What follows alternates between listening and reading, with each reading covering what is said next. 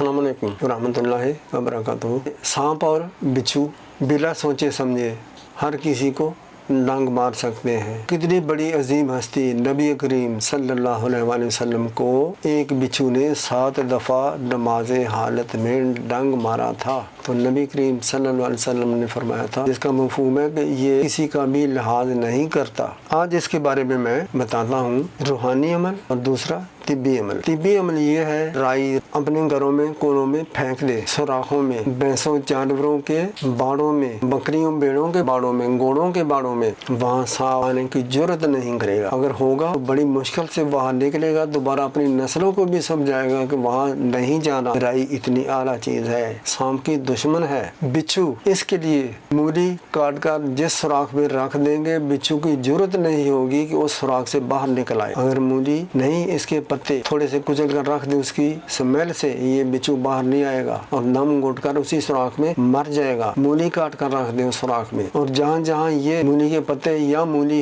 होगी वहाँ बिच्छू नहीं आएगा। जो आदमी 3 दफ़ा कलमा शहादत अगर सुबह पढ़ेगा तो शाम तक नुकसान नहीं पहुँचाएंगे, अगर जो शाम को पढ़ेगा तो पूरी रात तक कोई नुकसान नहीं पहुँचाएंगे, उसे करीब भी नहीं आएंगे। कितना आसान अमल है, छोटा सा अमल है, सवाब का सवाब है। अस्सलाम वालेकुम रहमतुल्लाहि व बरकातहू।